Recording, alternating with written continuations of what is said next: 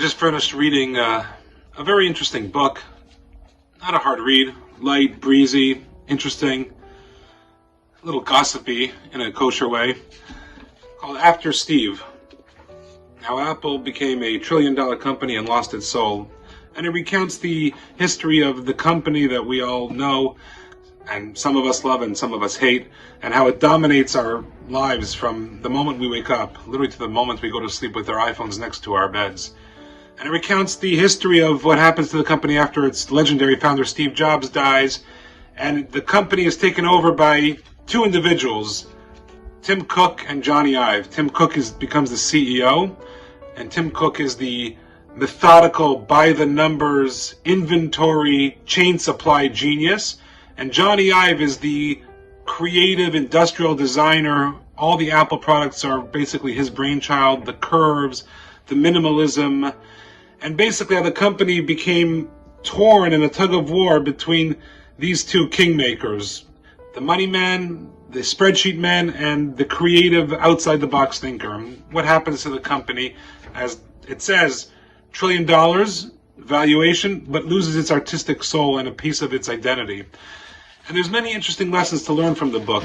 The one thing that really struck me, though, was that the undercurrent of the company, in all many anecdotes that the author somehow gains knowledge of, is that there's never a satisfaction. Even when they have an incredible quarter and they sell iPhones way beyond their expectations, I mean hundreds of millions of units, and the stock price just keeps going up and up in the hundreds of billions, the staff is never satisfied, the board is never satisfied, Wall Street's never satisfied, and then the next quarter will devalue the company for no reason. Why? Because they're expected to constantly churn out the next big thing. The expectation is so unrealistic and so unrelenting that it's unfair. It's a monster of their doing, and primarily of Jobs' vision, but it's an unrealistic expectation. There's no time to breathe. There's no time to be grateful. There's just this incredible manic pursuit of total excellence and domination. And if you don't continuously get up the ladder of world domination in the business world, then you're nothing. I mean, really, this is one of the main underpinnings and lessons of the book, which I found fascinating.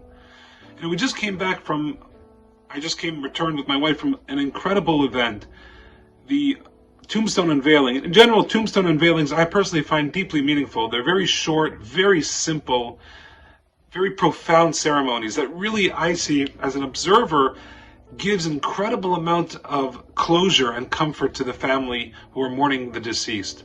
When the stone goes up with the names in Hebrew, they see it, it's etched into eternity. This person is not here, he's there or she's there. The lessons live on within us. The family is able to leave the cemetery knowing that there is closure, that death is final, but the lessons live on within them. And we just came from a tombstone unveiling of Mrs. D, as she was belovedly known, Mrs. Lynn Delmar of blessed memory, mother of Elise Goldberg. And what an amazing woman. We all have just fond, warm, beautiful memories of her smile. She was someone who was not out to conquer the world and to grow and grow and grow and just dominate everything in her path. She was such a grateful person. She lived in the present, the exact opposite of the book. She really took everything in all the time. The nachas from the shul, from the community. I felt it. The joy from her children and her grandchildren, always ever present on her iPhone. There's the plug. That's the kind of life we want to lead. Living in the present, being grateful, not being consumed and therefore depressed when we're just not conquering constant ambition. May we all learn from her memory. May we all grow from her memory. May the Goldbergs, the Delmar family have a comfort. May we all grow together, enjoy simchas together, and have the memory of Mrs. D forever in our hearts and minds, of being grateful, of being joyous, and always smiling. Shabbat Shalom.